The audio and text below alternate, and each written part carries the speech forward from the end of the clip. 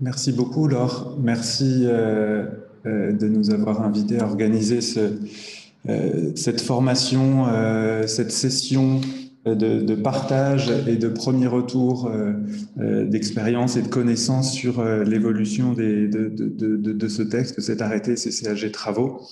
Alors, avec Xavier, nous sommes associés au cabinet Adaltis. Xavier est à Bordeaux et je suis à Marseille et nous sommes tous les deux spécialisés en contrat public. Et notamment, nous avons une clientèle publique et privée qui intervient en matière de marché public et plus particulièrement en matière de marché public de travaux. Notre cabinet a récemment changé de nom. Nous étions avant Adamas, nous sommes passés à Adaltis et nous renforçons notre expertise et notre présence dans les territoires, notamment à Lyon, à Paris, à Rennes, à Marseille et à Bordeaux. Xavier, je te laisse peut-être la parole si tu veux compléter avant d'enchaîner sur le fond de cette session. Oui, merci, mais tu as déjà tout dit. Donc, moi, je m'appelle Xavier Aimance, donc je suis avocat associé, comme l'a dit Benjamin, à Bordeaux, et avec mon équipe de collaborateurs, nous assistons les acteurs de la construction, et par conséquent, nous manions au quotidien le CCAG de travaux. C'est pourquoi on voulait organiser cette formation courte sur ce nouveau CCAG de travaux et pouvoir bénéficier éventuellement avec vous aussi de quelques retours pas d'expérience, puisque c'était tout à fait récent, mais déjà de compréhension sur ce nouveau texte. Alors n'hésitez pas à nous poser des questions et on se fera un plaisir de vous apporter nos premiers éléments de réponse. On va rentrer dans le vif du sujet. Un petit sommaire, Xavier, si tu peux passer à la slide suivante. On va revenir rapidement avec quelques propos liminaires et les nouvelles terminologies, les nouvelles définitions, ce qui change rapidement dans le CCAG travaux. Et puis ensuite, comme l'a expliqué Laure rapidement tout à l'heure, on reviendra sur le déroulement du chantier et les évolutions apportées par le CCAG dans le cadre de la préparation du chantier. Concernant l'exécution normale du marché, là, on aura beaucoup de choses à dire. La modification de l'exécution du chantier, l'établissement du décompte avec des sujets assez classiques, mais qui posent parfois des difficultés opérationnelles. Et puis la fin anticipée du marché et le règlement des différends. Alors, sans plus attendre, on va commencer par les propos liminaires. Propos liminaires, c'est pour parler un petit peu et très rapidement du contexte.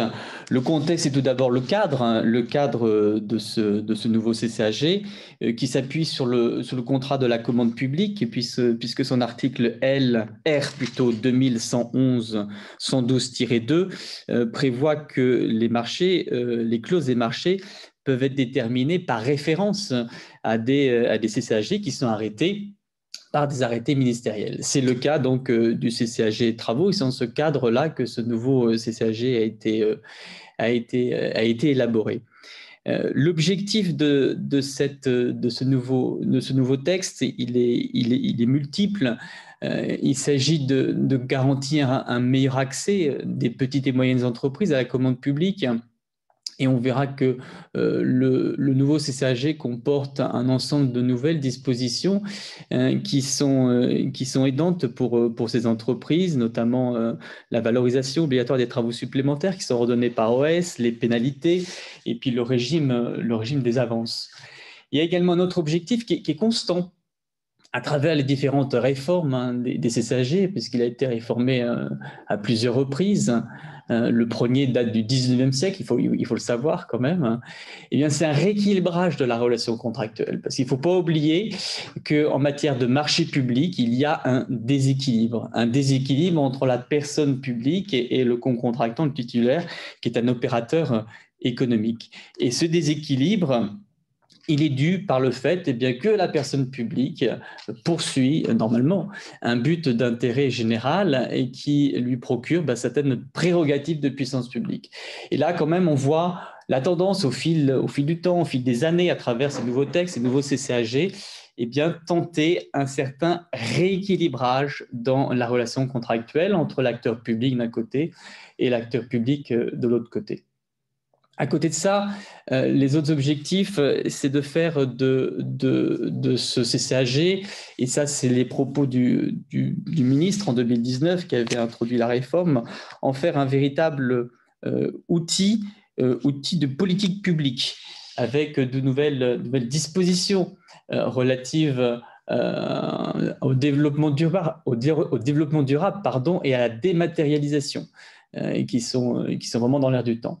Et puis, dernièrement, le monde entier a été bousculé par une crise sanitaire, et il s'agissait aussi de tirer les enseignements des difficultés qui ont été rencontrées lors de cette crise sanitaire, et nous verrons que dans ce nouveau CCAG, des dispositions particulières ont été introduites à ce sujet.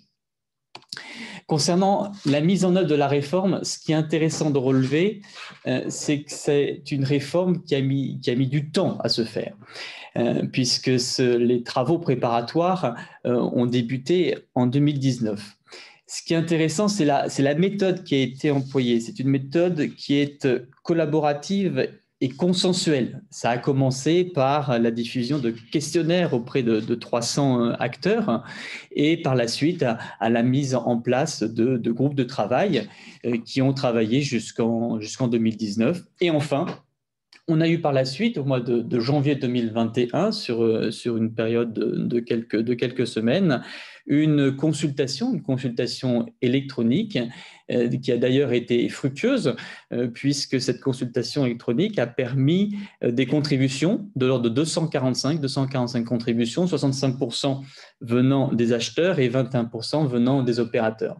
Et ça a été efficace dans la mesure où on voit que le texte qui est issu des groupes de travail est un petit peu différent de celui qui a été finalement adopté. Preuve en est que ces concertations et cette consultation électronique avec ces contributions ont été pris en compte. Alors, maintenant, il est arrivé, ce nouveau CCAG, il en est sorti quelque chose, au final, au terme de cette procédure collaborative et consensuelle. Et la toute première question qui se pose, c'est son entrée en vigueur. Entrée en vigueur, 1er avril 2021. 1er avril 2021, c'était l'objectif du gouvernement, et cet objectif a été maintenu. Sauf qu'il y a eu très peu de temps entre la date de publication et la date d'entrée en vigueur. Et par conséquent, il y a eu une période qui a été fixée, une période jusqu'au 30 septembre 2021. Cela veut dire qu'on peut se référer dès maintenant au CCAG travaux, mais il est applicable uniquement pendant cette période jusqu'au 30 septembre 2021 pour les marchés qui font expressément référence. Si le marché public a été lancé après le 1er avril 2021 et qui ne fait pas expressément référence au nouveau CCAG, eh bien ce nouveau CCAG n'est pas applicable sur cette période jusqu'au 30 septembre 2021. Après le 30 septembre 2021, ça sera le nouveau CCAG qui s'appliquera à tous les travaux, à tous les marchés publics de travaux auxquels il est fait référence. Les axes structurants de cette réforme, pour terminer sur ces propos liminaires, ce qui est remarquable, c'est qu'à côté des 5 CCAG classiques qui existent, il y a un 6e CCAG qui a été élaboré, c'est le CCAG maîtrise d'œuvre, dont on ne parlera pas aujourd'hui, puisque notre propos va se limiter au CCAG travaux. Mais il est quand même intéressant d'y faire référence, parce que ce CCAG maîtrise d'œuvre précise le rôle de la maîtrise d'œuvre, et en plus de cela, il rend opposables et contractuelles les dispositions du CCAG qui sont relatives à la maîtrise d'œuvre. Ce qui est intéressant également dans ces CCAG, c'est son préambule, premièrement, qui précise que le CCAG n'est pas adapté au marché privé. Alors, ça peut peut-être prêter à sourire, mais dans la pratique, je vous promets, on voit des marchés privés qui font référence au CCAG et travaux, et je peux vous dire que pour la mise en œuvre, c'est parfois très coton. Donc là, le préambule le dit très clairement, ce n'est pas adapté au marché privé. D'un point de vue très pratique, vous verrez que dans le CCAG qui est publié sur Légifrance, il y a des commentaires. Le préambule nous explique que ces commentaires n'ont pas de valeur contractuelle, précision qui est importante. Enfin, il y a dans ce préambule cette notion de l'impossibilité d'utiliser plusieurs CCAG dans un même marché, avec bien entendu une dérogation pour les marchés globaux. Mais dans ce cas-là, il est bien précisé dans le préambule qu'il faut faire attention, dans le cadre du CCAP, à essayer d'harmoniser les différents CCAG auxquels il pourrait être fait référence afin qu'il n'y ait pas de contradiction. Enfin, dernier élément intéressant et qui a suscité beaucoup de débats à travers les travaux préparatoires, les travaux d'élaboration de ces CCAG, c'est la question de savoir si il fallait indiquer les dérogations au CCAG dans le cadre du CCAP. Et le CCAG, le nouveau CCAG, maintient la possibilité de déroger, bien entendu, au CCAG et indique qu'il faut lister ces dérogations à la fin du CCAP. Néanmoins, on n'est pas allé plus loin. Les rédacteurs ne sont pas allés plus loin. Ils ne sont pas allés plus loin, cela veut dire qu'ils n'ont pas prévu, comme d'ailleurs c'est le cas actuellement, de sanctions concernant l'absence de mention des dérogations au CCAG. Il est bien indiqué qu'il faut indiquer dans le dernier article les articles auxquels on déroge dans le CCAP, les articles auxquels on déroge du CCAG, mais il n'est pas expressément prévu une sanction en l'absence d'un dernier article qui récapitule les dérogations. Et là, ça pose difficulté parce que la jurisprudence en la matière, elle n'est pas encore stabilisée. On a des décisions contradictoires. Certaines décisions considèrent que les dérogations ne sont pas opposables, alors que d'autres décisions considèrent qu'elles sont néanmoins opposables. Il y a également une autre notion qui n'a pas été retenue dans le cadre de la rédaction de ce nouveau CCAG, c'est celle d'un socle obligatoire. Un nombre d'articles qui seraient obligatoirement repris dans les marchés publics de travaux. Cette notion n'a pas été reprise, cela veut dire que les marchés publics de travaux peuvent très bien déroger à l'ensemble des dispositions du CCAG de travaux.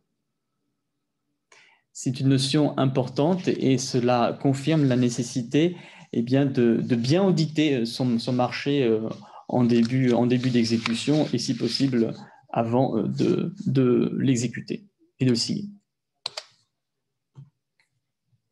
Il y a une question intéressante qui a été posée sur les cas des marchés reconductibles sur plusieurs années passées après le 1er avril. Et vous nous demandez, Madame Plessis-Séchet, s'il est préférable de faire référence dès à présent au nouveau CCAG travaux.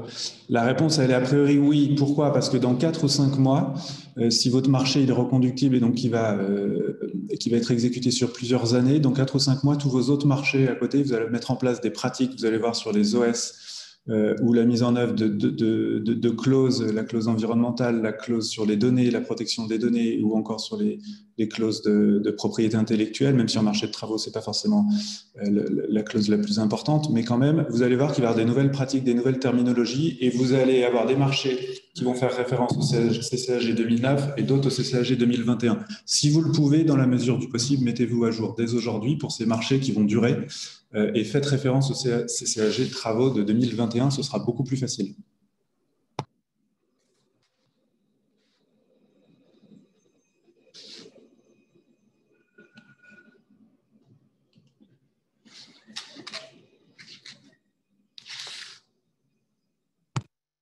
Benjamin, sur les terminologies. Terminologie, pardon, mon micro était coupé. Sur les terminologies, il y a des éléments qui sont tout à fait intéressants, même si parfois on peut se dire que c'est mineur. Mais bon, c'est dans une volonté d'harmoniser tous les CCAG et puis en pratique de passer un petit peu sur des termes qui étaient désuets ou qui étaient difficiles à mettre en œuvre. La notion de pouvoir adjudicateur devient celle d'acheteur. Là, on harmonise ces notions entre le droit de l'Union et le droit interne, et puis les nouvelles notions qui ont été rédigées dans le Code de la commande publique. Le représentant du pouvoir adjudicateur devient le maître d'ouvrage, ça facilite également la compréhension des choses. Les tranches conditionnelles deviennent les tranches optionnelles. Le marché à bon de commande, qui posait des difficultés, c'est l'accord cadre à bon de commande avec des marchés subséquents derrière. Le décompte de liquidation, qui était parfois employé dans certains CCAG, est harmonisé. On n'emploiera plus uniquement le décompte de résiliation. La lettre de réclamation qui a posé bien des difficultés dans des contentieux d'exécution de marché devient le mémoire en réclamation, et on verra tout à l'heure que le mémoire en réclamation est précisément défini et le contenu est un peu plus détaillé. On codifie, entre guillemets, une jurisprudence bien connue des acheteurs et des praticiens. Et puis les réserves sur les ordres de service, on y reviendra également, deviennent des observations sur les ordres de service pour bien les distinguer des réserves des réserves du maître d'ouvrage lors des opérations de réception de l'ouvrage. Voilà sur les principales nouvelles terminologies de ce CCAG travaux. Des nouvelles définitions ensuite. Pour la première fois sont définis le CCAP et le CCTP. Je ne reprends pas ces définitions, mais en gros c'est un cadre contractuel auquel on peut déroger, pièces particulières du marché qui peuvent apporter des dérogations au CCAG. Des définitions qui étaient attendues par les praticiens, notamment ceux qui utilisent cette technologie qu'on appelle le BIM, le Building Information Modeling. Pour ceux qui utilisent cette technologie, c'est nouveau et c'est vraiment intéressant d'avoir enfin des définitions un petit peu plus élaborées, même si on ne va pas encore très loin et ça relèvera de la rédaction des pièces particulières du marché. Mais on donne donc la définition du cahier des charges BIM. Le BIM, je rappelle, c'est une technologie de maquette 3D. Ça permet le partage d'informations entre les différents intervenants en l'acte de construire. Ça intègre toutes les données sur tout le cycle de vie du bâtiment, de l'infrastructure, de la conception jusqu'à la déconstruction. Et ça permet d'avoir, in fine, un ouvrage dont toutes les données techniques, financières et administratives sont répertoriées au sein de cette technologie. Donc le cahier des charges BIM, c'est un document élaboré par le maître d'ouvrage précisant les exigences et les objectifs des intervenants. Là, on reste sur les grands principes. Et puis la convention BIM, où là, on a plus de concret, c'est le document qui décrit les méthodes organisationnelles de représentation graphique, la gestion, le transfert des données, les processus, les modèles, les utilisations et le rôle de chaque intervenant, etc. Donc, on a 2 niveaux et 2 degrés de précision sur le Building Information Modeling. Enfin, on a des nouvelles pratiques. Ces nouvelles pratiques, elles sont intéressantes. D'abord, la suppression de l'obligation de signer les ordres de service et les bons de commande. Ça participe de l'effort de numérisation des actes qui n'impliquent pas forcément, comme vous le voyez dans les réponses aux appels d'offres, la signature obligatoire de certains documents. Il en va donc ainsi des ordres de service et des bons de commande. S'agissant de la dématérialisation des échanges, il est d'abord précisé que c'est la date et l'heure qui est mentionnée sur le récépissé qui vaut date de notification, premièrement. Et puis, lorsque l'échange se fait via la plateforme, le profil d'acheteur, il y a un mécanisme qui a été mis en place pour préciser qu'à compter du moment où l'information a été déposée sur la plateforme, il s'écoule un délai de 8 jours durant lequel le titulaire du marché doit prendre connaissance de cette information. En tout cas, s'il n'en prend pas connaissance, il est réputé avoir pris connaissance de cette information à l'issue du délai de 8 jours. Donc là-dessus, on verra de façon opérationnelle comment vous pourrez aménager vous, acheteurs, ces clauses. Il faudra être prudent, en tout cas, y compris lorsque les titulaires liront les pièces particulières du marché, prudent peut-être pour déroger à cette clause et faire en sorte qu'il y ait des mécanismes pour s'assurer qu'il y ait bien une ou plusieurs personnes qui accèdent à l'information, vérifier que l'adresse mail a bien été correctement remplie et que la notification sur le profil d'acheteur ne passe pas inaperçu et que le titulaire, finalement, ait perdu ce délai de 8 jours qui, finalement, aura fait courir le délai. Troisième modification pratique, c'est l'obligation de présenter une carte d'identification professionnelle sécurisée dans l'enceinte du chantier, avec plusieurs dérogations pour les architectes, maîtres d'œuvre, maîtreurs, diagnostiqueurs immobiliers, le CSPS, chauffeurs-livreurs, etc. Et puis enfin, des nouvelles pratiques en matière d'assurance, c'est plutôt du rédactionnel. Il y a eu un effort dans la rédaction pour simplifier la présentation de clauses qui sont parfois un petit peu complexes. Les nouvelles rédactions, c'est le 8.1 qui porte des obligations d'assurance du titulaire du marché, responsable l'RCPE décennale. Et puis un nouvel article, ça participe de l'effort de rééquilibrer les relations contractuelles entre le titulaire du marché et l'acheteur. Nouvel article sur les assurances du maître d'ouvrage. Le MO doit ici mentionner dans les documents particuliers les assurances obligatoires ou facultatives qu'il va contracter, la touriste chantier, la dommage ouvrage, ou encore le contrat collectif de responsabilité décennale, l'ARC évidemment. Voilà pour ces nouvelles pratiques.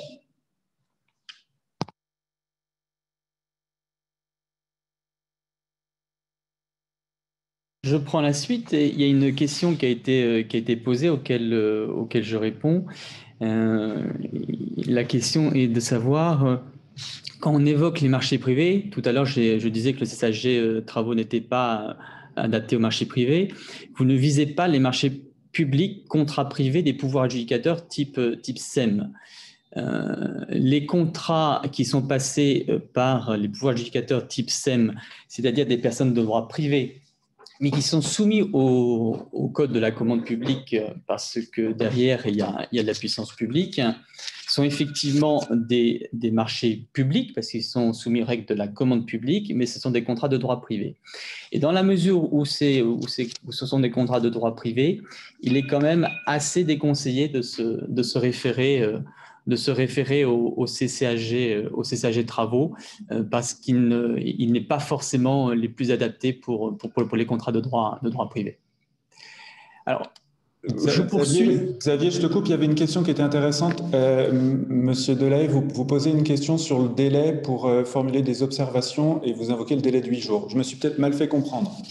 Vous me dites le délai max pour émettre des observations passe donc automatiquement à 8 jours. Non, là le délai de 8 jours que j'évoquais porte sur le délai entre la date de notification ou de dépôt d'une information d'un OS sur la plateforme de l'acheteur et la date à laquelle le titulaire du marché est présumé en avoir pris connaissance. Donc ce n'est pas le délai pour émettre des observations, on y viendra tout à l'heure, ce délai il est de 15 jours. Là c'est si au bout de 8 jours, personne n'a lu le message, il est présumé avoir pris connaissance de l'information qui a été déposée sur la plateforme d'acheteur. C'est différent du délai dans lequel le titulaire, le délai qu'il dispose pour formuler ses observations.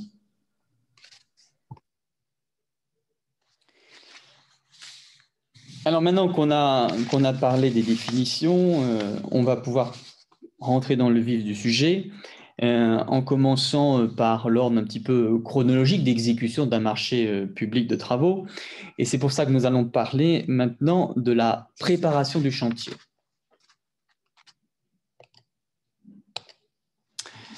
Alors, la période de préparation du chantier, ça commence tout d'abord par une période de préparation. Et là, c'est intéressant parce que le nouveau CCAG travaux apporte des nouveautés qui viennent un petit peu en contradiction avec la pratique actuelle. La pratique actuelle qu'on peut constater, c'est qu'on a un ordre de service en début d'exécution du marché et on a une sorte de fusion entre la période de préparation et la période d'exécution à proprement dit du marché.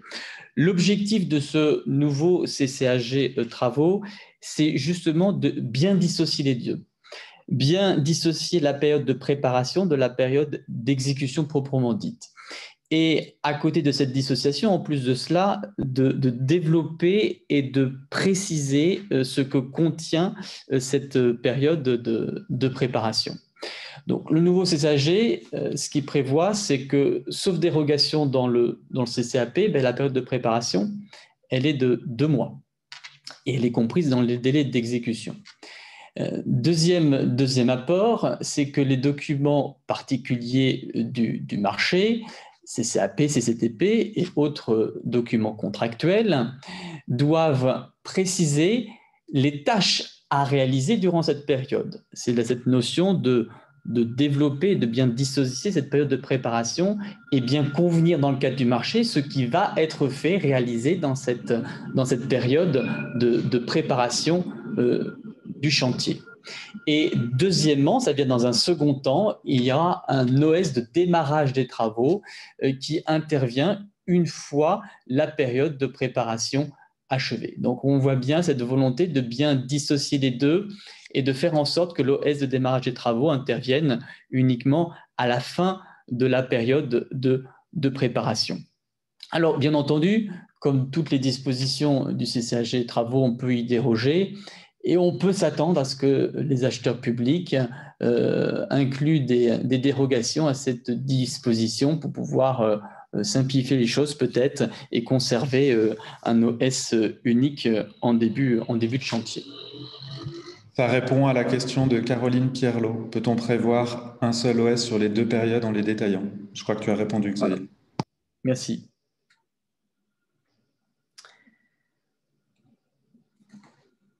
Deuxième apport intéressant, c'est concernant le piquetage spécial. Là, on est dans les cas où les travaux sont exécutés au droit ou au voisinage d'ouvrages qui sont souterrains, enterrés et puis des réseaux.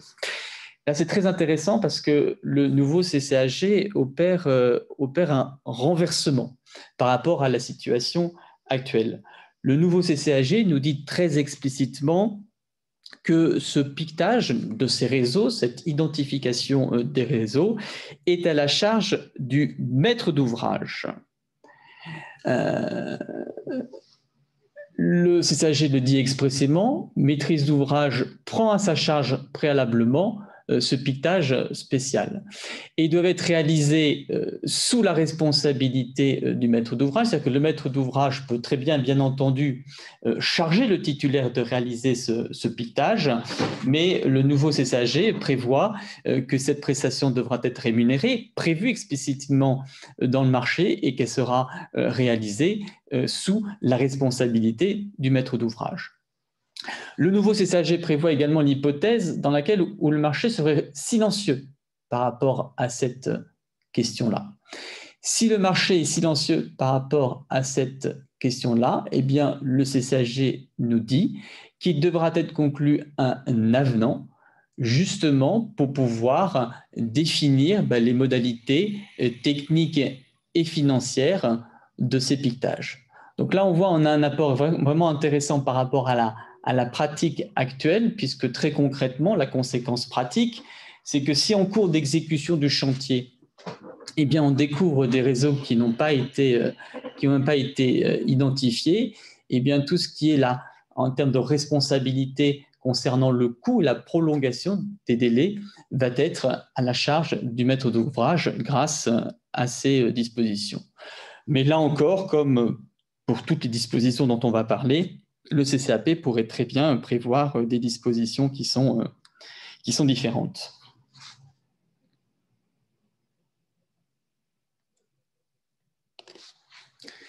À côté de ce piquetage, et qui est toujours de l'ordre de la préparation du chantier, on a également une nouvelle disposition, et là, ça rejoint les préoccupations dont on parlait tout à l'heure de développement durable un petit peu. C'est la mise en place d'un schéma d'organisation et de gestion des déchets.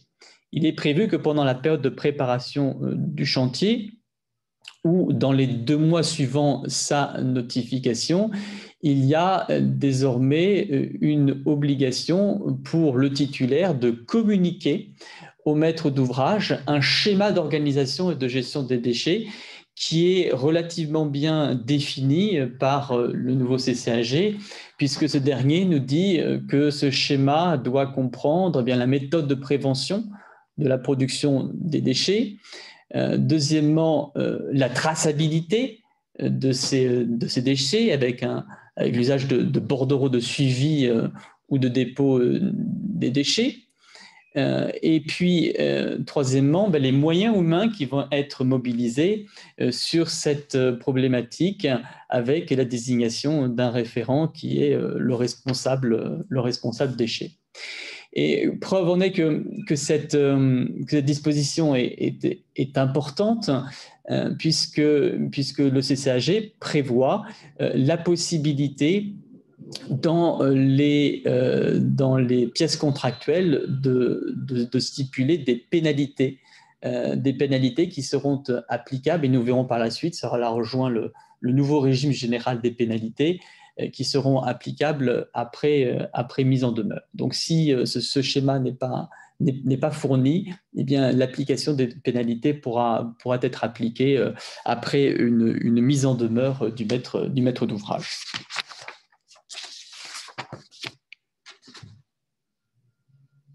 Alors, je précise, il y a beaucoup de questions qui tombent au fur et à mesure. Il n'est pas forcément facile d'y répondre au fur et à mesure, mais on fera de notre mieux. Pendant que le tramway passe à Bordeaux, j'ai vu qu'il y a beaucoup de questions précisément sur l'OS de préparation, l'OS de démarrage de travaux, l'OS unique et global et les changements. On vous préparera sur ce sujet une petite réponse écrite parce qu'il y a beaucoup de choses à dire entre ce qui est mentionné et les nouveautés du CCAG, la dérogation possible, le recours à l'ancienne technique de faire un OS global et général qui n'est pas forcément la plus mauvaise des techniques et qui est toujours possible. Donc ça, là-dessus, on vous fera une petite réponse un peu plus complète.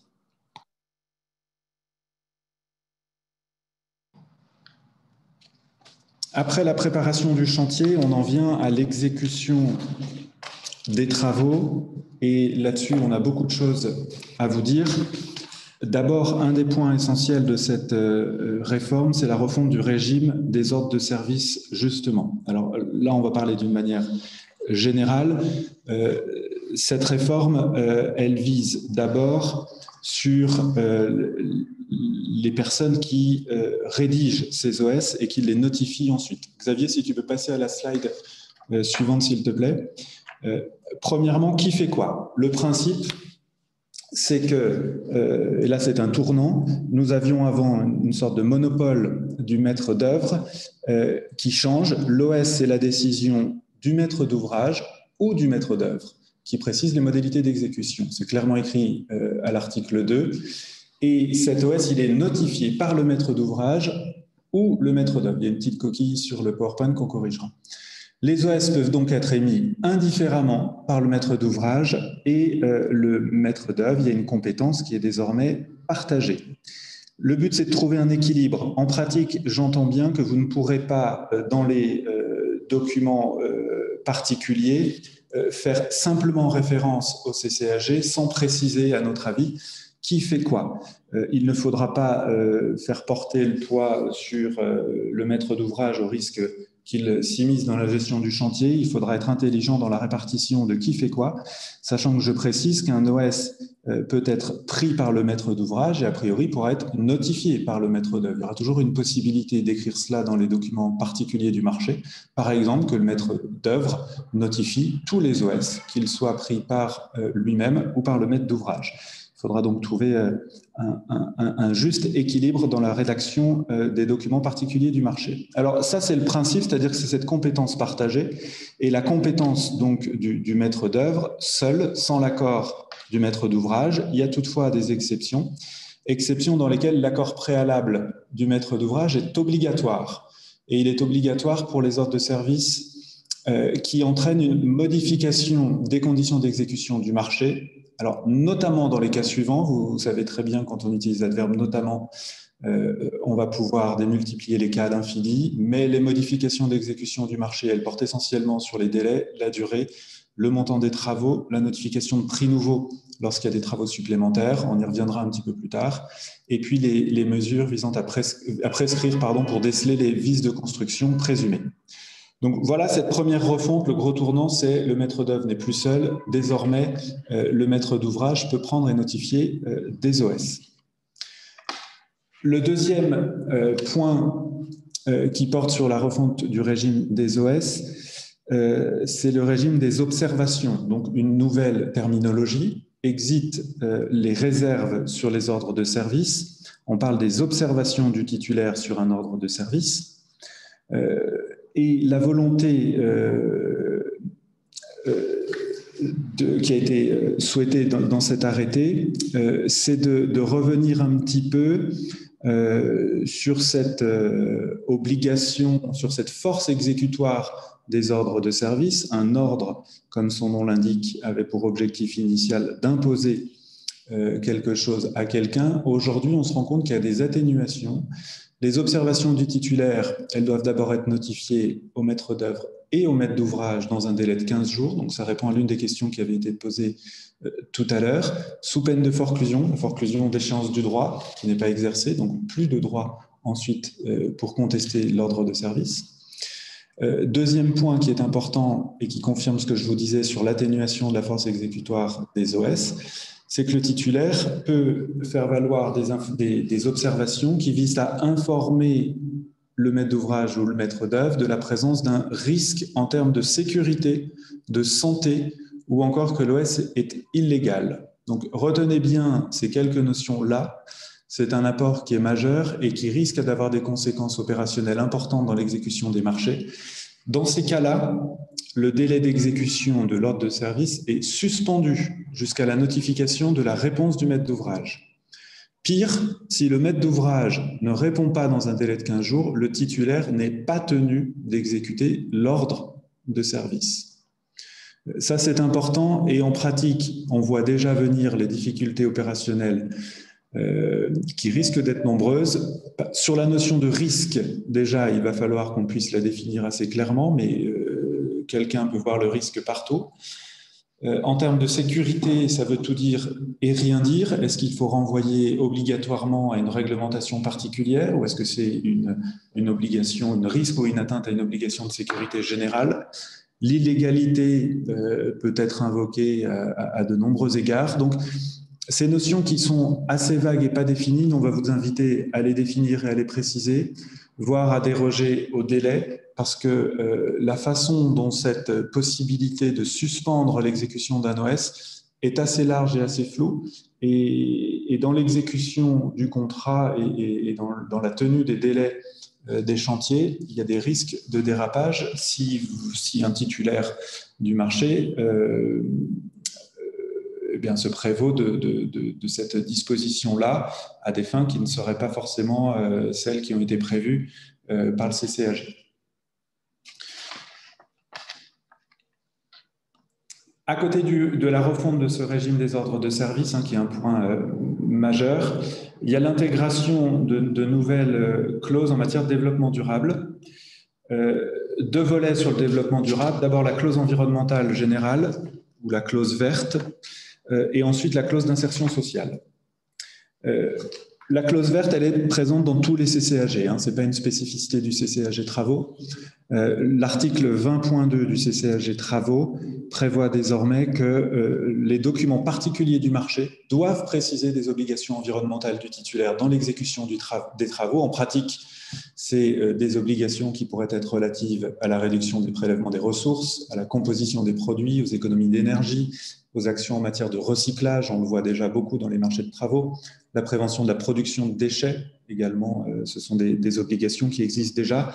En tout cas, ce que nous dit le CCAG, c'est que ça peut être prévu et précisé dans les documents particuliers du marché avec des obligations qui doivent être vérifiables et un contrôle effectif du respect de ces obligations par le titulaire d'une part, qui est responsable du respect de ses obligations, et par son sous-traitant. La responsabilité pèse sur le titulaire, mais n'oubliez pas, si vous êtes titulaire de marché public, que le sous-traitant doit également respecter ces obligations-là si elles figurent dans les documents particuliers du marché. Pour la première fois, ces obligations-là peuvent être prescrites à peine de pénalité pour le non-respect, avec un montant qui pourrait être fixé dans les documents du marché après mise en demeure restée infructueuse.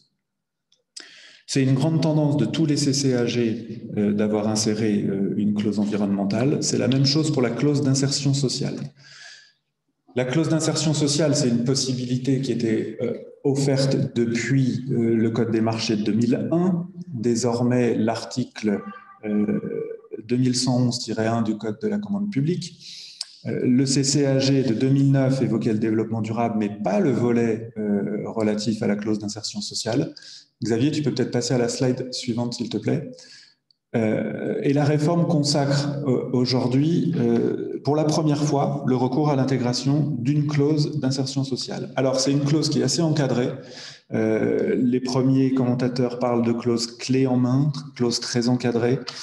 C'est l'article 20.1 du CCAG Travaux qui prévoit désormais que les documents particuliers doivent préciser à minima le périmètre de l'action à réaliser, les coordonnées du facilitateur, le cas échéant, les profils des publics éligibles à la clause d'insertion, sachant que les profils de ces publics éligibles font l'objet d'une liste qui est limitative, le volume d'horaire d'insertion à charge du titulaire. Ça, ce sont les données minimales qui doivent être mentionnées dans les documents particuliers du marché.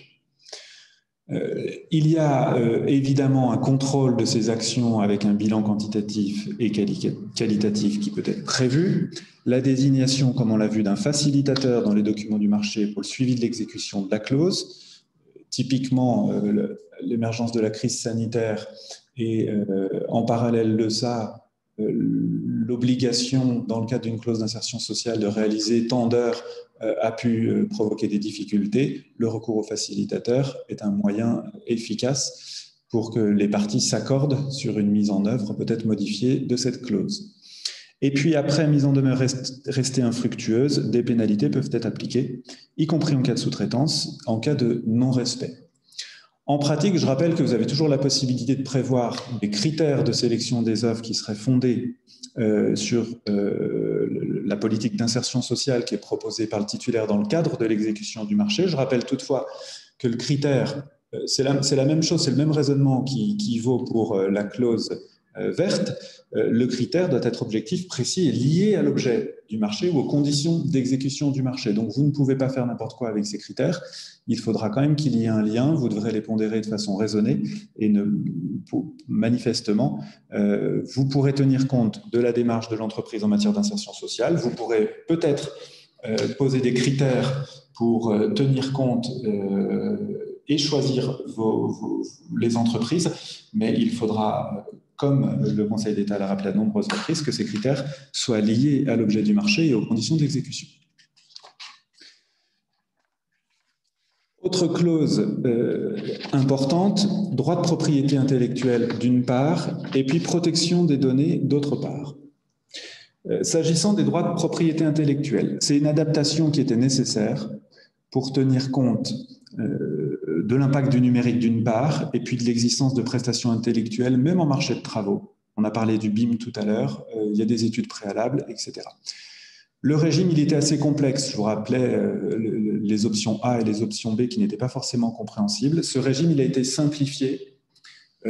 Retenez la chose suivante, c'est qu'on va raisonner autour de deux notions. Les résultats d'une part. Les résultats, ce sont tout ce qui est financé par l'acheteur dans le cadre du marché. Et puis les connaissances antérieures qui sont élaborées, financées en dehors du cadre du marché, mais qui peuvent être utilisées dans le cadre du marché. S'agissant des résultats, donc, qui sont le fruit de l'exécution du marché, le principe qui est prévu dorénavant dans le CCAG, c'est la cession à titre non exclusif des résultats. Ça veut dire que l'acheteur va utiliser les prestations, évidemment, qui sont réalisées dans le cadre du marché, mais il n'en aura pas l'exclusivité. Donc le titulaire du marché, pour vous qui nous écoutez et qui êtes à l'origine de la création de ces résultats, vous pourrez les réutiliser ensuite, y compris avec une exploitation commerciale. Vous pourrez également déposer des titres de propriété industrielle sur les inventions et autres éléments issus du marché avec l'octroi d'une licence à l'acheteur pour ses besoins à lui. Mais donc, il n'y a pas d'exclusivité. L'exception à cette cession à titre non exclusif, c'est le cas des marchés qui sont intimement liés, si vous voulez, à l'acheteur. Par exemple, quand un prestataire va créer un logo, une charte ou une campagne, mais là on s'éloigne un petit peu des marchés de travaux, il y aura une cession à titre exclusif qui s'appliquera. On voit mal, en effet, pour ces marchés, comment le titulaire pourrait réutiliser un logo d'une commune pour une autre commune. Le régime des connaissances antérieures, je n'y reviens pas parce qu'on pourrait écrire des bouquins entiers sur les connaissances antérieures ou même sur le régime des résultats. On vous renvoie aux articles 46 et 47. Pour cette présentation, retenez bien qu'il y a une refonte de ce régime avec les résultats d'une part et le régime des connaissances antérieures d'autre part, et que le principe, c'est celui de la cession à titre non exclusif des résultats. Concernant la protection des données maintenant, vous savez ou vous ne savez pas, peu importe, mais on a tous entendu parler au moins une fois de cette loi informatique et liberté de 78, et on a tous entendu parler au moins une fois du RGPD. Le RGPD, c'est ce règlement européen qui porte sur le traitement des données, le règlement de protection des personnes physiques à l'égard du traitement des données à caractère personnel et à la libre circulation de ces données. Alors, de quoi parle-t-on ? Le RGPD, on en parle beaucoup. En matière d'exécution de marché, c'est un petit peu plus compliqué. Ça n'avait pas été intégré dans les précédentes réformes. Il y avait une note de la DAJ qui avait indiqué comment mettre en œuvre le RGPD dans le cadre de l'exécution des marchés. Désormais, c'est chose faite. Les données à caractère personnel, de quoi on parle? Les données à caractère personnel, je vous rappelle que c'est tout ce qui est intimement lié à la personne physique, son nom, son numéro de téléphone, son numéro de sécurité sociale, son adresse IP, ses opinions politiques, ses origines raciales ou ethniques, etc. Tout ça concerne des données qu'on qualifie de personnelles. Dans le cadre d'un marché, il est possible pour l'acheteur qui est responsable du traitement de ces données, l'acheteur public va être amené justement à avoir des opérations de collecte, des opérations d'enregistrement, d'organisation, des opérations de diffusion, d'effacement, de destruction de ces données. Ça, c'est le traitement de ces données personnelles sous la responsabilité de l'acheteur. Et le régime qui est lié à l'application de cette réglementation sur la protection des données, c'est en substance de prévoir un mécanisme de protection de ces données, d'abord organiser et vérifier que la finalité du traitement est bien déterminée, elle est bien explicite, elle est bien légitime et elle est licite, prévoir un caractère proportionné des données qui sont recueillies et traitées, et puis organiser un droit d'accès aux données personnelles et s'assurer de la sécurité dans le cadre du traitement de ces données. Tout ça, c'est de la responsabilité de l'acheteur. Et pour les acheteurs qui sont présents à cette formation, vous avez probablement des politiques internes qui sont mises en place pour vous assurer du strict respect de cette réglementation. Il y a toutefois un cas dans lequel le titulaire du marché peut mettre en œuvre le traitement des données pour le compte du maître d'ouvrage. Ce que prévoit le CCAG, c'est que les pièces du marché doivent alors préciser les conditions de cette mise en œuvre, donc du traitement des données par le titulaire du marché. Et en cas de violation par le titulaire d'obligations légales ou contractuelles en cette matière, il y a une possibilité de résiliation du marché pour faute. Voilà ce que je pouvais vous dire sur l'application du RGPD et des clauses du RGPD intégrées dans le CCAG travaux et qui pourront être mises en œuvre avec attention par les acheteurs et les titulaires, comme on l'a vu, s'il y a un traitement effectué par ce dernier pour le compte du maître d'ouvrage.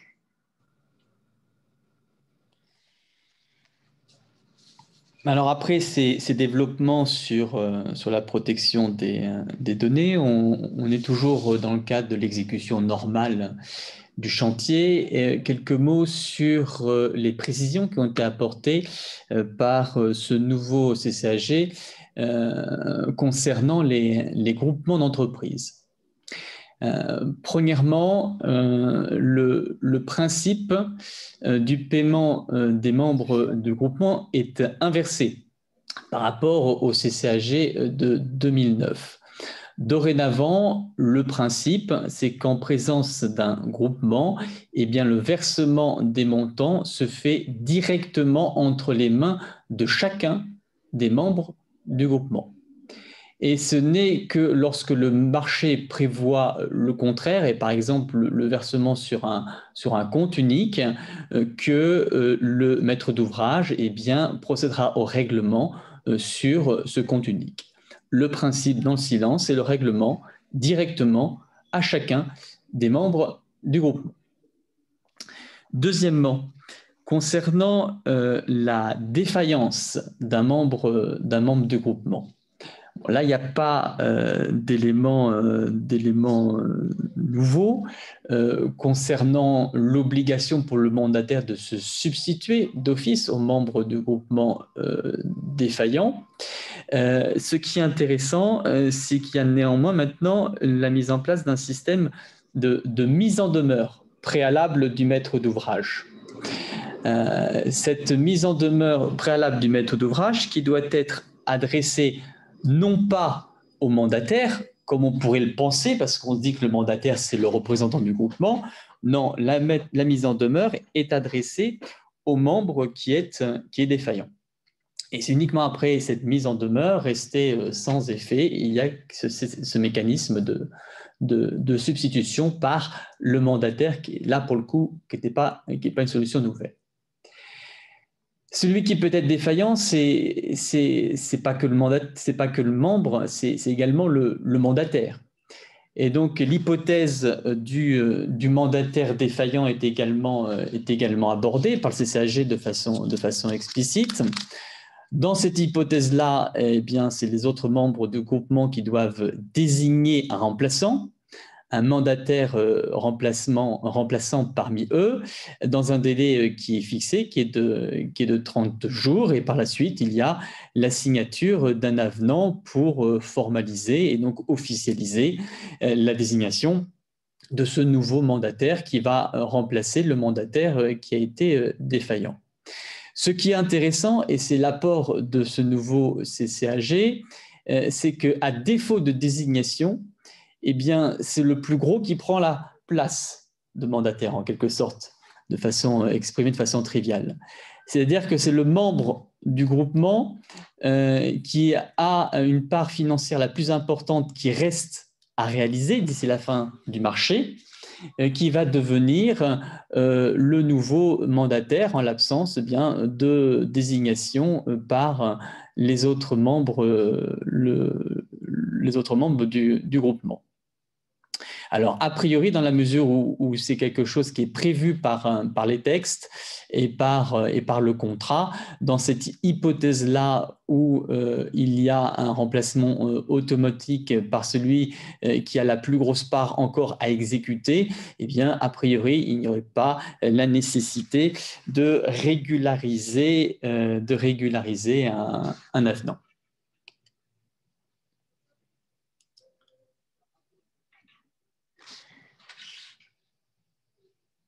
Après ces précisions concernant les membres d'un groupement d'entreprise,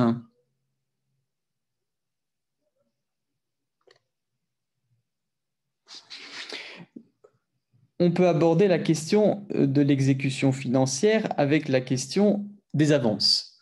Et là, c'est quelque chose qui est vraiment intéressant parce qu'il y a une évolution, une importante modification qui a été apportée par ce nouveau CCAG travaux, puisqu'il y a la mise en place d'un système d'options pour les avances qui tend à inciter à pratiquer un taux d'avance. Il y a un truc qui me gêne, pardonnez-moi, un taux d'avance de 20%. Donc, le nouveau CCAG prévoit deux options, l'option A et l'option B. L'option A, c'est l'option qui va être applicable par défaut, en application s'il n'y a pas de dispositions qui sont contraires dans les documents du marché, CCAP notamment. Et cette option A, qui est prévue par le CCAG, prévoit un taux d'avance de 20% pour les PME et un taux correspondant au minimum réglementaire qui est de 5% pour les autres entreprises. Donc là, on voit que la part belle est faite aux PME. Je vous le disais tout à l'heure, c'est l'un des objectifs de ce nouveau CCAG, favoriser l'accès à la commande publique des PME en assurant des conditions financières qui sont plus favorables que celles qui existaient auparavant. Donc pour ces dernières PME, un taux d'avance de 20% dans le cadre de cette option A qui est applicable par défaut. Alors il faut savoir que pour les marchés de l'État, donc les marchés passés par l'État, eh bien c'est l'option A qui s'applique. La deuxième option qui peut être appliquée, donc qui peut être prévue par les documents du marché, eh bien, elle renvoie en fait aux dispositions du Code de la commande publique et à cet article R 2191-7 qui, lui, de son côté, prévoit des taux qui sont différents en fonction de la durée du marché. Lorsque la durée du marché est inférieure à 12 mois, eh bien, le montant de l'avance peut être compris entre 5 et 30% du montant initial du marché. Et lorsque la durée du marché est supérieure à 12 mois, supérieure donc à un an d'exécution, eh bien, il y a un savant calcul qui est réalisé pour déterminer l'avance. C'est 5 à 30% multiplié par 12, multiplié par le montant du marché initial, et on divise par la durée du marché exprimé en mois. Bon, tout ça est dans l'article qui est cité ici. Et dans les deux cas, l'article prévoit du Code de la commande publique un taux minimal pour les PME qui est de 10%. Alors bien entendu, dans toutes les hypothèses, il est tout à fait possible de prévoir des taux supérieurs. Alors après cette question des avances, on peut parler maintenant, toujours dans cette thématique de l'exécution financière, de l'actualisation et de la révision des prix. Alors, pour le calcul de l'actualisation, donc l'actualisation des prix, je vous le rappelle, c'est pour la période qui est antérieure à tout commencement d'exécution. On actualise le prix avant d'exécuter. Et la révision, ça porte sur la période de la phase d'exécution du marché. Eh bien, pour le calcul de l'actualisation ou de la révision, la date d'établissement du prix initial de l'ancien CCAG, qui était la définition qui était dans l'ancien CCAG, est définie de façon différente dans le nouveau CCAG, puisque le nouveau CCAG parle maintenant de date de remise de l'offre par le titulaire. Donc, cette point de référence, c'est dorénavant, selon le nouveau CCAG, eh bien, la date de remise de l'offre par le titulaire.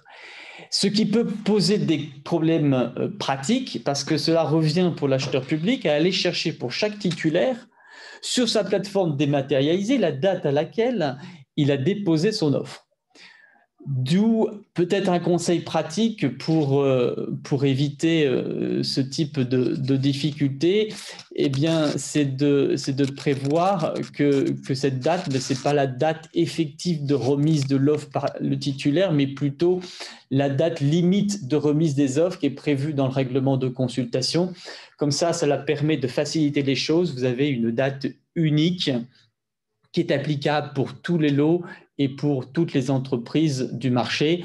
Ça évite l'acheteur public à aller chercher la date effective de remise de l'offre par le titulaire. Et d'ailleurs, le nouveau CCAG prévoit que qu'en cas de remise d'offre plurielle, c'est bien la dernière offre déposée qui est prise en compte. Donc, ça accentue encore la difficulté dans l'hypothèse où il y a plusieurs offres qui ont été déposées. Comme vous savez que c'est possible de déposer plusieurs offres, mais c'est simplement la dernière offre qui est prise en compte. Donc, d'où ce conseil peut-être de prévoir une date unique qui est la date limite de remise des offres qui est prévue dans le DCE. Comme ça, il n'y a pas de difficulté. Alors, autre point, l'actualisation se fait en appliquant, pour citer le texte, des coefficients établis à partir d'un index, d'un indice ou d'une combinaison entre eux correspondant à l'objet du marché. Bien entendu, ces indices sont définis dans le marché, et si le marché est silencieux, s'il ne définit pas d'indice, eh bien le coefficient d'actualisation doit être fixé par avenant à partir de l'index BT ou TP qui est diffusé par l'INSEE et qui correspond à la nature des travaux qui font l'objet du marché. Donc là, on a une avancée assez intéressante, c'est qu'on n'a plus cette référence automatique à l'index, le fameux index BT BT01. On a la suppression de l'application d'office de cet index BT01. On va chercher les index BT et TP qui sont diffusés et on va chercher ceux qui correspondent bien à la nature des travaux qui font l'objet du marché.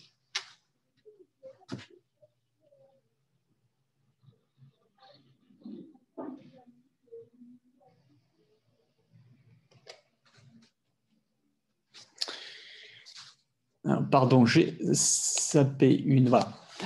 Toujours dans l'exécution financière, maintenant, le régime des pénalités. Ça, c'est encore une fois une innovation importante, toujours en faveur des PME, bien que ça ne bénéficie pas qu'à elles non plus.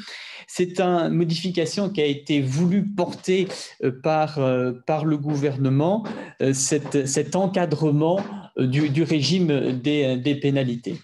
Et là, la solution qui a été adoptée au terme d'un débat qui a été assez vif et passionné parce qu'il y avait des oppositions contradictoires, eh bien, c'est de prévoir un plafonnement de ces pénalités. Le texte, le nouveau CCAG travaux, prévoit que ces pénalités sont plafonnées à 10% du montant hors taxe du marché. Et il y a un seuil de 1 000 € en deçà duquel le titulaire est totalement exonéré de paiement de pénalités. Alors attention, ça a été la transaction, quelque chose, le consensus qui a été trouvé, c'est oui, d'accord pour un plafonnement à 10%, mais ce plafonnement s'applique uniquement aux pénalités de retard, comme je vous le dis là, dans cette diapositive. Par conséquent, les autres pénalités, elles, ne sont pas plafonnées, sauf, bien entendu, une disposition expresse que pourrait contenir le marché. Donc, plafonnement à 10% qui est prévu dans le nouveau CCAG, mais uniquement pour les pénalités de retard. Alors, ce qui est intéressant, c'est un plafond qui est assez bas, puisque les juges, la jurisprudence, parce que vous savez que le juge saisit, d'ailleurs, c'est le même mécanisme devant les juges judiciaires pour les marchés privés, que devant le juge administratif pour les marchés publics, il a un pouvoir de rabaisser des pénalités qui seraient excessives. Et le seuil qui est généralement arrêté, retenu par les juridictions, c'est un seuil qui est de 20%.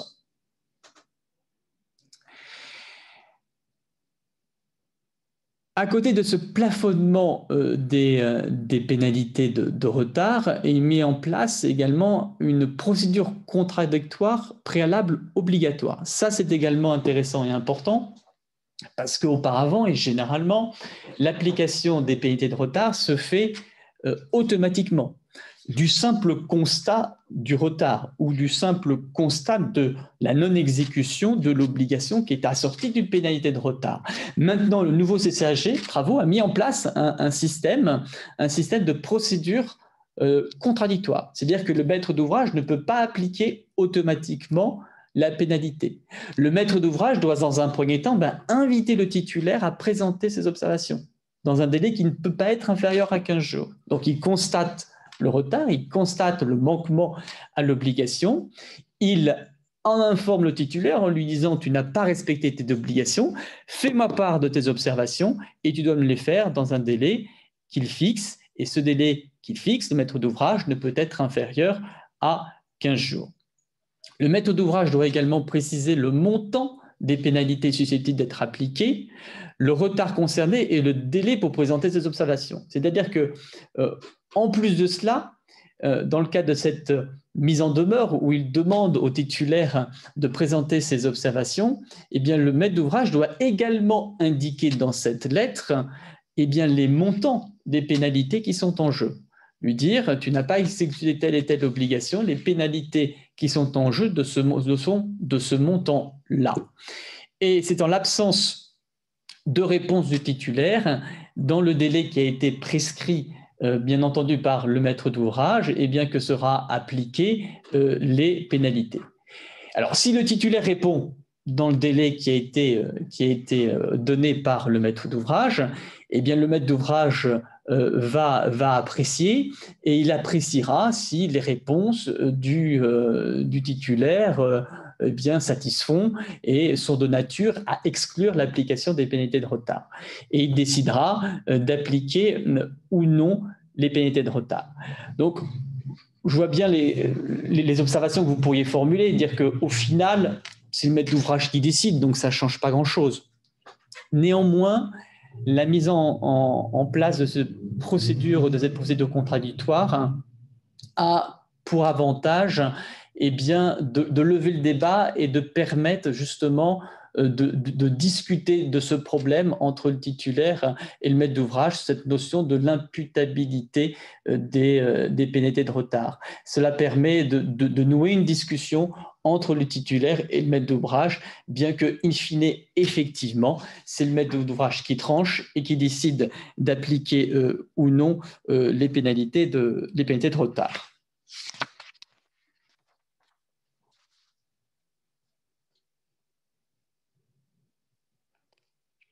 Alors, à côté de ces pénalités de retard, et plutôt en signe d'opposition, en contrebalancement plutôt, eh bien, nous avons un mécanisme de système de prime qui est prévu dans le nouveau CCAG. Régime des primes. Eh bien, cela permet, cette disposition, c'est une disposition incitative, puisqu'il n'y a pas de disposition par défaut, en fait, qui existe dans le CCAG relativement aux primes. Le CCAG, le nouveau CCAG, prévoit simplement que le marché peut prévoir des primes, eh bien, si la réalisation, l'exécution du marché se fait dans des conditions favorables, et si eh bien, le délai global ou certains délais partiels, eh bien, le titulaire est en avance, eh bien, il va pouvoir bénéficier de primes. Donc, le mécanisme est possible. C'est possible de l'intégrer dans les dispositions contractuelles du marché, le CCAP. Et dans ce cas, le CCAG Travaux prévoit que de telles clauses doivent énoncer les conditions d'attribution de ces primes, les modalités de calcul et les modalités de versement. Le nouveau CCAG ne prévoit pas de plafonnement à ces primes, donc il peut être attribué un montant qui reste à déterminer par le maître d'ouvrage lorsqu'il rédige son marché, et le versement se fait toute taxe comprise, sans besoin d'une demande du titulaire. Après, dans la mesure où les modalités sont prévues dans le marché, il faudra se référer au marché pour voir quelles sont les modalités du versement de cette prime.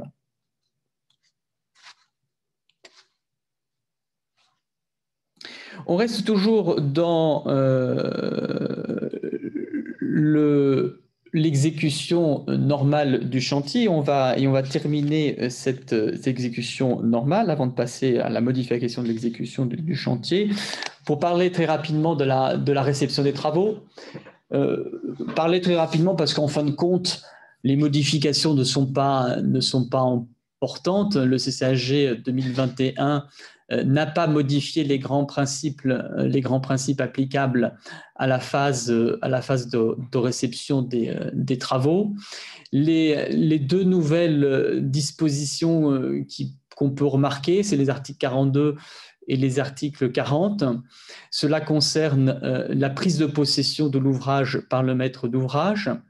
Il est toujours prévu que cette prise de possession doit être précédée d'une réception partielle, mais l'apport du nouveau CCAG 2021, c'est de préciser que cette prise de possession, malgré la réception partielle, s'il n'y a pas de réception partielle, eh bien, elle emporte le transfert de la garde des ouvrages. Et ça, c'est important, c'est intéressant, puisque cela permet de basculer le régime de la responsabilité relative à la garde des ouvrages sur le maître d'ouvrage dès lors qu'il prend possession de l'ouvrage, et alors même qu'une réception partielle n'aurait pas été prononcée, il y a un mécanisme de transfert de la garde d'ouvrage sur le maître d'ouvrage. Deuxièmement, il y a une obligation maintenant pour le titulaire de transmettre dans tous les dossiers des ouvrages exécutés, les DOE, ainsi que les documents nécessaires à l'établissement du dossier d'intervention ultérieur sur l'ouvrage à partir du moment où il demande la réception des travaux. Donc, c'est dès le stade de la réception, de la demande de la réception des travaux, que ces documents doivent être transmis par le titulaire au maître d'œuvre qui va par la suite les valider.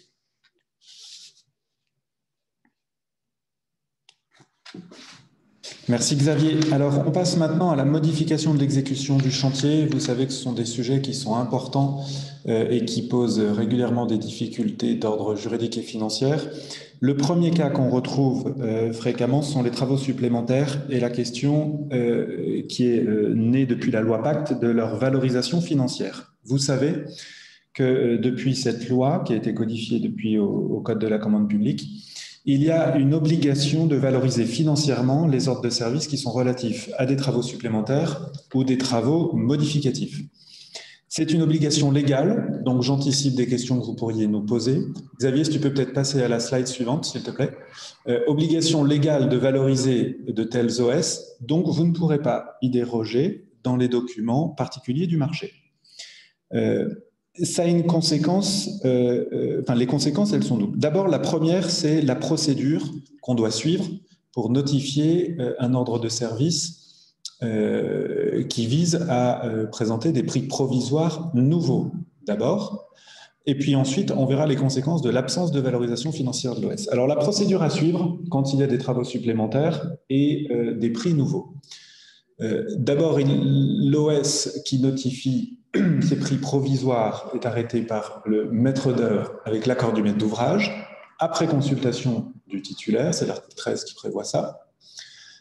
La nouveauté du CCAG, c'est que ces prix provisoires nouveaux ne sont plus forcément établis sur les mêmes bases que les prix du marché. Vous saviez, c'était la mention qu'on trouvait avant dans le CCAG 2009. Il y a ensuite une procédure de contestation possible par le titulaire du marché. S'il ne conteste pas les prix provisoires dans un délai de 30 jours, ils deviennent tacitement définitifs. Pas besoin de conclure un avenant pour valider ces prix provisoires. En cas de contestation et d'absence d'accord, il y a un règlement par le maître d'ouvrage des sommes qu'il admet. Si en revanche il y a une contestation et un accord sur le prix définitif, la passation d'un avenant vient régulariser ce prix provisoire et en faire un prix définitif. Ça, c'est la procédure qui doit être suivie logiquement. La question qui se pose, c'est l'absence de valorisation financière d'un ordre de service. L'article 13.6 du CCAG prévoit désormais que le titulaire du marché n'est pas obligé de se conformer à cet ordre de service qui ne prévoit pas de valorisation financière de l'OS, mais il doit suivre une procédure, notifier sa position au maître d'œuvre dans un délai de 15 jours avec copie au maître d'ouvrage. Alors, je vous vois venir. Si vous êtes opérateur, constructeur, titulaire de marché à forfait, et si vous êtes maître d'ouvrage qui passez régulièrement des marchés de travaux avec des prix globaux et forfaitaires, vous vous êtes peut-être déjà posé la question, depuis cette loi Pacte, des OS sans valorisation financière, précisément parce que vous estimez que les prestations ne sont pas des travaux supplémentaires devant faire l'objet de nouveaux prix, mais sont incluses dans le marché. Ce sont des débats qu'on a régulièrement devant les juridictions, vous les connaissez également par cœur. Qu'est-ce qui était prévu dans le marché forfaitaire? Qu'est-ce qui ne l'est pas? Qu'est-ce qui constitue des travaux supplémentaires avec toute la jurisprudence applicable en la matière? Eh bien là, vous allez avoir un débat qui va peut-être naître en cours d'exécution de marché dans le cadre de la précision, de la notification de la position par le titulaire au maître d'œuvre. Il dira, écoutez, moi, ce n'était pas prévu dans mon offre, ce n'était pas prévu dans nos documents contractuels, et ça constitue des travaux supplémentaires qui doivent être rémunérés, et vous ne pouvez pas me notifier un OS valorisé à 0. Donc, il y a un débat qui va naître, qu'on connaît parfaitement devant les juridictions administratives, et qui va cette fois naître en cours d'exécution du chantier. Le deuxième point dont on peut parler rapidement au titre des modifications de l'exécution du chantier, c'est la prolongation des délais. Il y a un principe qui est posé, c'est l'obligation de passer un avenant de prolongation de délai. Mais comme tout principe, il y a de nombreuses exceptions. Des exceptions d'abord en cas d'intempérie. Prolongation se fait sur un ordre de service, article 18.2.1. Et puis ensuite, une liste limitative de cas dans lesquels la prolongation se fait par OS. Je vous les liste ici sur cette slide. Changement du montant des travaux, modification de l'importance de certaines natures d'ouvrages, substitution d'ouvrages différents aux ouvrages initialement prévus, survenance de difficultés et de circonstances imprévues, ajournement de travaux décidés par le maître d'ouvrage, retard dans l'exécution d'opérations préliminaires, y compris les autorisations administratives liées à l'exécution du marché, point important.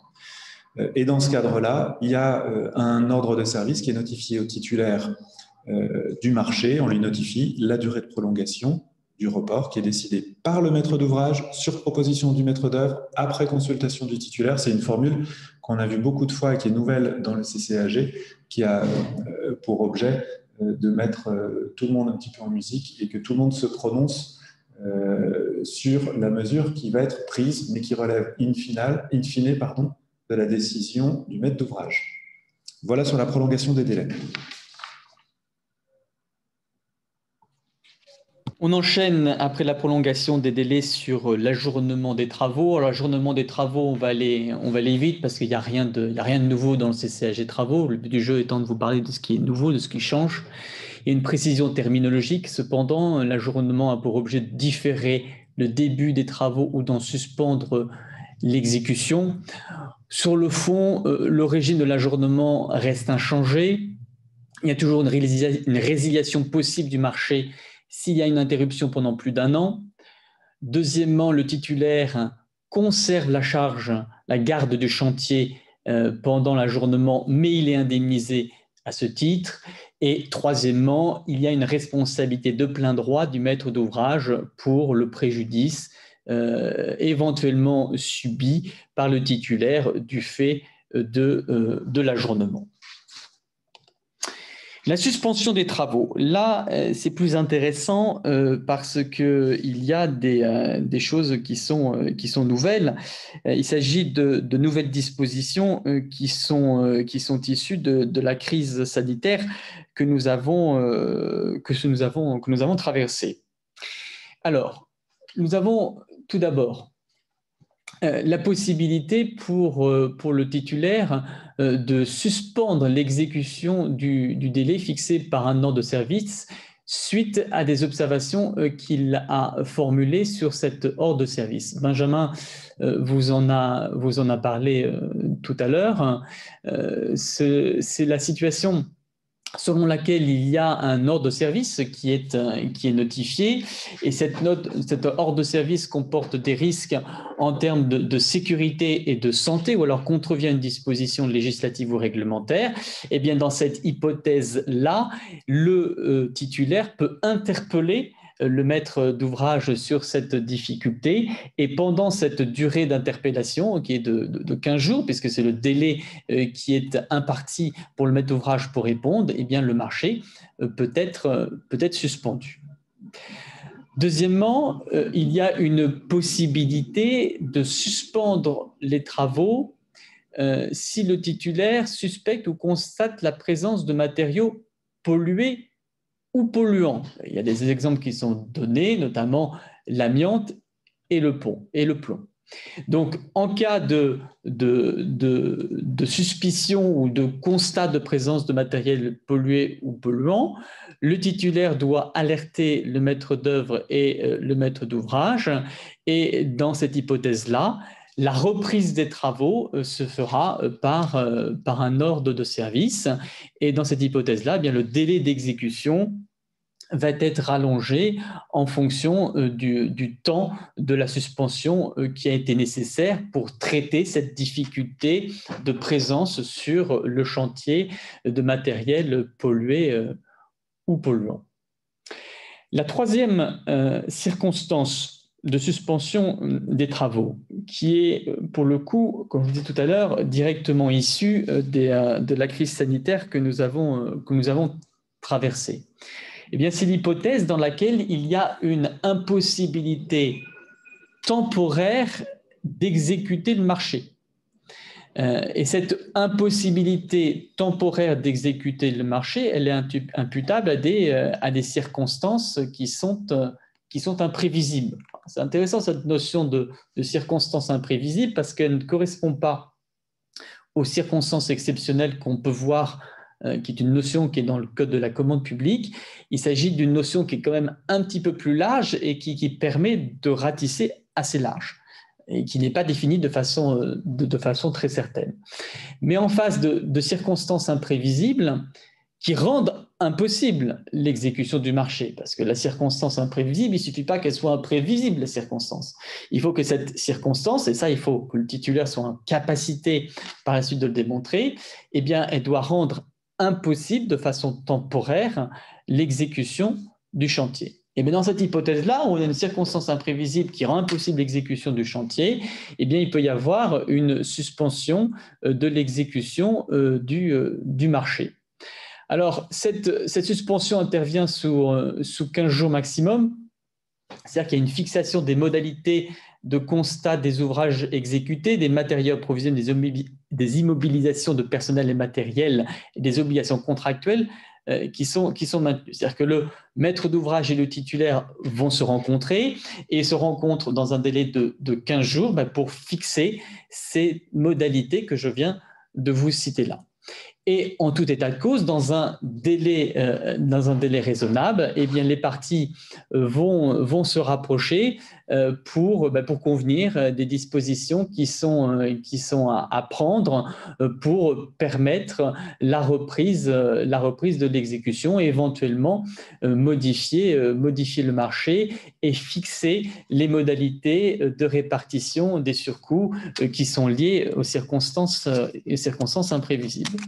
Donc là, c'est un petit peu comme l'histoire tout à l'heure dont je vous parlais de l'application des pénalités de retard avec le système de procédure contradictoire dont je vous parlais.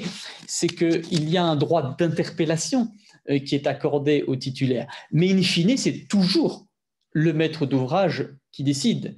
Et c'est lui qui va décider s'il y a ou pas circonstances imprévisibles. Et là, ce qui est intéressant, c'est que le nouveau CCAG nous dit très explicitement que le maître d'ouvrage soit de se prononcer dans les meilleurs délais. Donc, il n'y a pas un délai fixe qui est imposé, mais il doit le faire dans les meilleurs délais, c'est-à-dire en quelques jours, adapté bien entendu à la situation. Il doit se prononcer dans les meilleurs délais sur cette demande qui est formalisée, formé par le titulaire qui excite, qui dit « Oh, monsieur le maître d'ouvrage, ici, il y a une circonstance imprévisible, il faut suspendre le marché. » Alors, s'il n'y a pas d'accord entre les parties, eh bien, le titulaire, il est tenu de reprendre l'exécution des prestations dans les conditions qui sont prévues par le marché. Et bien, par la suite, le différend se réglera dans le cadre d'une réclamation selon les procédures de droit commun qui sont applicables. Alors, à côté de ce régime de suspension des travaux, nous avons également le régime de la clause de rencontre et de réexamen, qui est dorénavant prévu dans le nouveau CCAG travaux 2021. Il nous dit qu'en cas de modification imprévisible de la législation de la réglementation en cours d'exécution de chantier, et que cette modification a un impact sur les coûts, eh bien, le CCAG travaux prévoit que les parties doivent se rencontrer, elles doivent évaluer l'impact de la modification et elles ont l'obligation de signer un avenant. Donc là, l'hypothèse qui est ici visée, c'est l'hypothèse qui est visée en jurisprudence à travers la notion de la théorie du fait du prince. Donc, le fait du prince, c'est cette nouvelle législation qui tombe et qui a directement un impact puisque sur les coûts d'exécution des travaux ou sur la bonne exécution des travaux. Et bien là, dans cette hypothèse-là, où il y a cette réglementation qui a une conséquence sur l'exécution des travaux, une obligation de rencontre entre le titulaire et le maître d'ouvrage et de signer un avenant. Deuxième hypothèse, face à toute circonstance imprévisible, eh bien, les parties doivent examiner de bonne foi les conséquences, notamment financières, de cette circonstance et signer un avenant. Là encore, c'est une obligation qui est introduite dans le CCAG, toujours dans l'esprit de ce qu'on vient de voir préalablement, cette obligation de se rencontrer, de se parler, de discuter, de négocier dans l'hypothèse où l'exécution du marché fait face à une circonstance imprévisible qui pose difficulté. Donc c'est plus un engagement de négocier, c'est pour ça qu'on parle de clause de rencontre, c'est une obligation de moyens sans obligation de résultat, puisque le résultat, ça va être le résultat de cette négociation qui sera ensuite formalisée dans le cadre d'un avenant. Ce qui est intéressant, c'est que certes, encore une fois, bien entendu, le titulaire qui est toujours dans une position assez défavorable par rapport au maître d'ouvrage, qui est un peu lié. Ce qui est intéressant avec ces nouvelles dispositions, c'est qu'il pourra par la suite, en cas de contentieux, en cas de réclamation et de contentieux par la suite et de saisine des juges, se prévaloir de l'attitude du maître d'ouvrage qui n'a pas respecté son obligation de renégociation. Donc, ça vide l'hypothèse du maître d'ouvrage qui reste entièrement formé et qui ne rentre pas en négociation. On peut imaginer qu'on pourra engager sa responsabilité pour ne pas avoir mis en œuvre cette clause de réexamen et de négociation. Alors, on a terminé sur la modification de l'exécution du chantier. On va pouvoir passer maintenant à l'établissement du décompte et du paiement du solde. Xavier ? Oui. Oui, je vous interromps. Il est 12h30. Oui. On se donne encore combien de minutes pour savoir si on peut retenir encore tous les participants? Je pense qu'en 10 minutes, on peut le faire. Benjamin, tu es d'accord? Oui, moi sur le règlement des différends, il n'y a pas de grande nouveauté. 10 minutes, c'est bien? Oui. D'accord. Je vous laisse continuer. Oui, même pas 10 minutes. Bon, l'établissement du décompte, il n'y a pas ici de grandes nouveautés, donc je vais aller très vite. Il y a toujours le projet de décompte final qui est transmis dans le délai de 30 jours, qui doit reprendre bien entendu l'ensemble des réclamations qui auraient pu être formulées dans le cadre de l'exécution du marché. Ce qui est nouveau, ce sont les deux éléments qui sont indiqués ici, à savoir que si le projet de décompte final est rectifié par le maître d'œuvre, eh bien le paiement se fait sur la base provisoire des sommes admises par le maître d'œuvre, et c'est ça la nouveauté, ou en cas de désaccord entre le maître d'œuvre et le maître d'ouvrage, par le maître d'ouvrage. Donc, le paiement provisoire se fait sur la base de ce qui est arrêté par le maître d'ouvrage. Deuxième élément intéressant qui est ici nouveau, c'est en cas de retard dans la transmission du projet de décompte final, eh bien, le maître d'ouvrage doit mettre le titulaire en demeure d'y procéder sous un délai de 15 jours. Concernant maintenant toujours le projet de décompte général et pour la procédure qui suit, la nouveauté, ce n'est pas véritablement une nouveauté dans la mesure où il s'agit ici de consécration de solutions jurisprudentielles.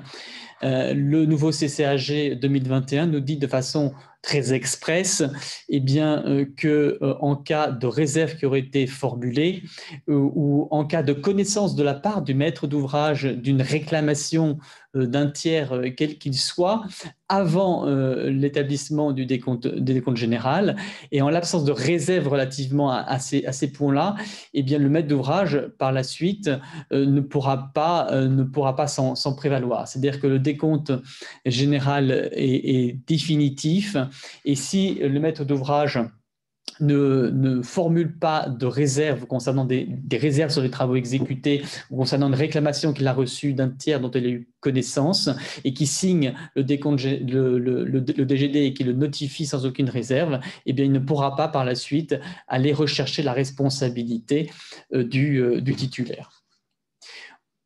On vous a mis dans le diaporama qu'on vous communiquera par la suite un schéma que je ne commande pas, mais qui permet d'avoir une vue d'ensemble du process du DGD.